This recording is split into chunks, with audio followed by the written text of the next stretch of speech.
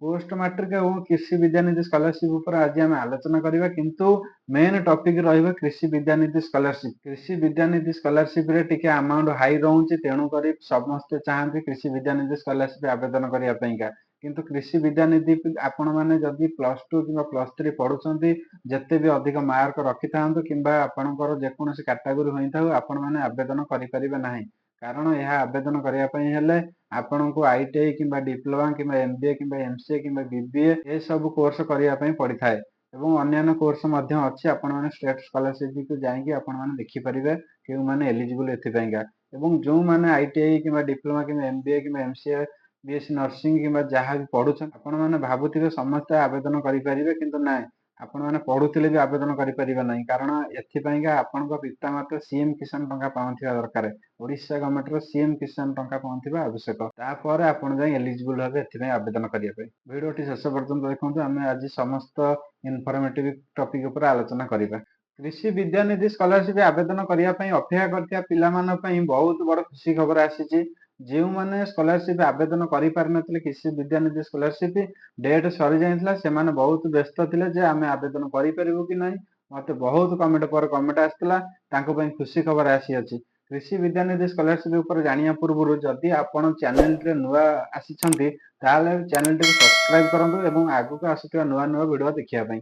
आमे एबे टिके पोस्ट मैट्रिक स्कॉलरशिप ऊपर आलोचना करदबा, कारण बहुत पिला पोस्ट मैट्रिक स्कॉलरशिप आवेदन करूछंती। नूतन स्कॉलरशिप आवेदन हेउ किंबा रेन्यू हो, आपण मानक पईका लास्ट डेट 31 डिसेंबर पर्यंत रही अछि। आपण माने आवेदन करंतु, साइट बहुत स्मूथ चालू अछि एवं बहुत पिलांकर कमेंट आसुछि जे हमर प्रॉब्लम देखौछि। कोन से प्रॉब्लम आमे तो आवेदन करछु, कोनोसी प्रॉब्लम होउनी।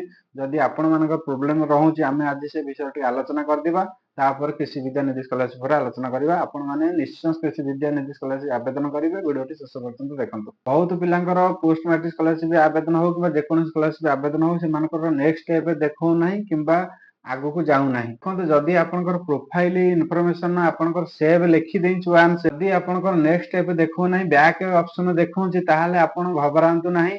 आपण चली जाआंतु आपनकर व्यू एंड रिन्यू ऑप्शन पाखको। सेठर क्लिक कला पर आपन एडिट ऑप्शन आसीबो, आपण एडिट ऑप्शन ऊपर क्लिक करिवे। तापर ओटीआर नंबर और साम्स बारकोड जदि आपनकर अछि, आपण वेरीफाई करिवे। मोबाइल ओटीपी वेरीफाई करे आवश्यक नाही। जदि आपन सेव लिखि सारिछि, तापर आपण डायरेक्ट मारंतु नेक्स्ट स्टेप, आउ सेव मारिया दरकार नाही। जदि प्रथम सेव लिखि सारिछि, आपण एडिट ऑप्शन को जाइछंती, ताहाले आपण डायरेक्ट मारंतु नेक्स्ट ऑप्शन। तापर सेटर बेनिफिशियरी डाटा माने सेव लिखियो, तापर आपनको द्वितीय स्टेप को नै जिवो ऑटोमेटिक। एम्ति करंतु। आपनकर देखंतु एटा मु जहा कहले स्टेप टी फॉलो करंतु, आपण नेक्स्ट स्टेप को जिवे एवं आपनकर स्कॉलरशिप आवेदन शेष करि परिबे। आउ बहुत पिलांकर अभियोग जे हमर ईयर सिलेक्शन करिया पे देखंतु ईयर सिलेक्शन हबा किछि दरकार नै। जदि आपण सेम कोर्स रे आवेदन करूछंती, ताहाले आपनकर ईयर सिलेक्शन हबा दरकार नाही।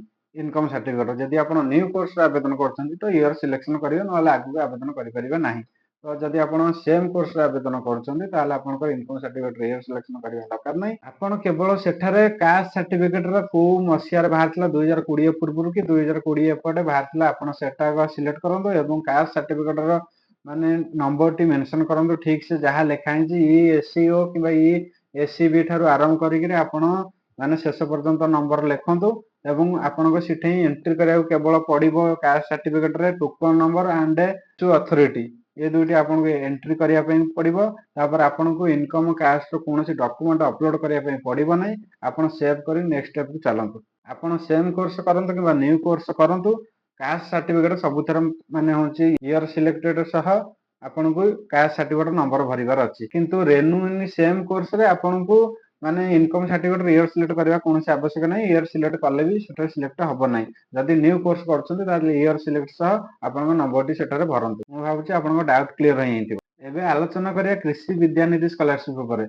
देखंतु आपण माने मते रिक्वेस्ट करथले, छात्र छात्री माने मते रिक्वेस्ट करथले, भाई जदि कृषि विद्यानिधि स्कॉलरशिप बढ़िबो, ताले होची आपण ता ऊपर गोटे वीडियो आणंतु, कोन हमहु करिया पई पड़िबो। देखंतु मु आपनको कहितली पूर्व वीडियो जदि आपण माने देखि नाथि देखि परिबे। मु आपनको कहितली जे पोस्ट मैट्रिक स्कॉलरशिप एवं कृषि विद्यानिधि स्कॉलरशिप डेट बढ़िबो, आपण माने व्यस्त होंतु नै। किंतु पोस्ट मैट्रिक स्कॉलरशिप रे डेट बढ़ितला, कृषि विद्यानिधि स्कॉलरशिप रे डेट बढ़ी नथिला। आपण माने मते कहितले जे भाई डेट बढ़िबो कि नै, मु कहली वेट कर, अपडेट आसले जणिया जिवो। एवं मु भी बहुत पिलांको कमेंट करतली, विश्वास रख डेट बढ़िबो। आपण माने मते कहितले सारे ଆମେ କଣ କରିବୁ ଯାହାକି ଡେଟ୍ ବଢିପାରିବ। ମୁଁ ଆପଣମାନଙ୍କୁ ଗୋଟେ ଭିଡିଓ ଆଣିଥିଲି ଯେ ଆପଣମାନେ ସମସ୍ତେ ମେଲ୍ କରନ୍ତୁ, ମେଲ୍ କରିବା ଦ୍ୱାରା ହିଁ ଡେଟ୍ ବଢିବ। ଆପଣମାନଙ୍କୁ ମେଲ୍ ବି କରିବା ପାଇଁ ବି କହିଥିଲି scholarshipagri@gmail.com ରେ ମେଲ୍ କରିବା ପାଇଁ ଆପଣମାନେ ହୁଏତ ମେଲ୍ କରିଥିଲେ। ତ ଆଜି ଦେଖନ୍ତୁ ଡେଟ୍ ଆପଣଙ୍କ ଆଗରେ। ଡେଟ୍ ଆପଣ ଜାଣିଛନ୍ତି କି ନାହିଁ, ଡିସେମ୍ବର 20 ପର୍ଯ୍ୟନ୍ତ ଡେଟ୍ ବଢିଛି କୃଷି ନିଧି ବିଦ୍ୟା ସ୍କଲାରସିପ୍ ଆବେଦନ ପାଇଁକା। ଆପଣ ଯେଉଁମାନେ ଆବେଦନ କରିନାହାନ୍ତି ଶୀଘ୍ର ଶୀଘ୍ର ଆବେଦନ କରନ୍ତୁ, କାରଣ ଆପଣଙ୍କ ହାତରେ ଆଉ 4 ରୁ 5 ଦିନ ରହିଲା। ସାଇଟ୍ ସ୍ଲୋ ହୋଇପାରେ କିମ୍ବା ସ୍କଲାରସିପର ଡେଟ୍ ମାନେ ଏଣ୍ଡ ହେଇପାରେ। ତ ତେଣୁକରି ଆପଣ ପୂର୍ବରୁ 20 ତାରିଖ ପୂର୍ବରୁ ଆବେଦନ ଶେଷ କରିଦିଅନ୍ତୁ। ଯଦି ଯାହାର କିଛି ଅସୁବିଧା ହେଉଛି ପୋଷ୍ଟ ମାଟ୍ରିକ ସ୍କଲାରସିପ୍ ହଉ କିମ୍ବା କୃଷି ବିଦ୍ୟାନିଧି ସ୍କଲାରସିପ୍ ହଉ କିମ୍ବା ଯେକୌଣସି ସ୍କଲାରସିପ୍ ଉପରେ ଗୋଟେ ଡାଉଟ୍ ହଉ ଆପଣମାନେ କମେଣ୍ଟ କରନ୍ତୁ, ମୁଁ ତାର ଆନ୍ସର ନିଶ୍ଚୟ ଦେବି। ଆପଣଙ୍କ ମନରେ ଥାଏ ଏଠାରେ ଯେ ମୁଁ ପୋଷ୍ଟ ମାଟ୍ରିକ ଆପ୍ଲାଏ କରିଛି କୃଷି ବିଦ୍ୟାନିଧି ସ୍କଲାରସିପ୍ ଆବେଦନ କରିପାରିବି କି ନାହିଁ। ଦେଖନ୍ତୁ ଯେଉଁମାନେ ପୋଷ୍ଟ ମାଟ୍ରିକ ସ୍କଲାରସିପ୍ ଆବେଦନ କରିଛନ୍ତି ସେମାନେ କୃଷି ବିଦ୍ୟାନିଧି ସ୍କଲାରସିପ୍ ଆବେଦନ କରିପାରିବେ ନାହିଁ। କାରଣ କୃଷି ବିଦ୍ୟାନିଧି ସ୍କଲାରସିପ୍ ଗୋଟେ ରାଇଟର ସ୍କିମ୍ ନୁହେଁ। ତେଣୁକରି ଆପଣ ଆବେଦନ କରିପାରିବେ ନାହିଁ।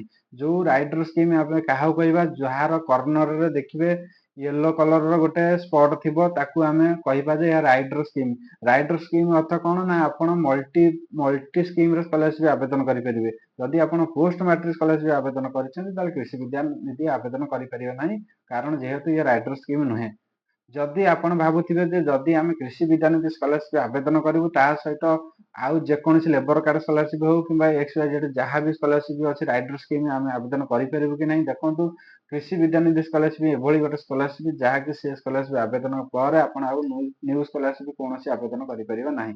ଶେଷ ତାରିଖ ହେଉଛି 20 ଡିସେମ୍ବର। 20 ଡିସେମ୍ବର ସୁଦ୍ଧା ଆପଣମାନେ ଫର୍ମଟି ଶେଷ କରିଦିଅନ୍ତୁ। ମୁଁ ଗୋଟେ ଉଦାହରଣ ଆପଣଙ୍କୁ ଦେଇଥିଲି ଯେ ଲାପଟପ୍ ପାଇଁକା ଯେଉଁମାନେ ସ୍କଲାରସିପ୍ ଆବେଦନ କରିବା ଏଲିଜିବଲ୍ ହୋଇଥିଲେ ସେମାନେ କୌଣସି କାରଣରୁ ଆବେଦନ କରିପାରିନଥିଲେ, ସେମାନଙ୍କ ସ୍କଲାରସିପ୍ ଡେଟ୍ ଏଣ୍ଡ ହୋଇଯାଇଥିଲା ପୁଣି ରିଓପନ୍ ହେଲା। ଆଉ ବି ପୋଷ୍ଟ ମାଟ୍ରିକ ସ୍କଲାରସିପର ଡେଟ୍ ମାନେ ଏଣ୍ଡ ହୋଇଯାଇଥିଲା ପୁଣି ରିଓପନ୍ ହୋଇଥିଲା, ପୂର୍ବ ବର୍ଷ କଥା କହୁଛି।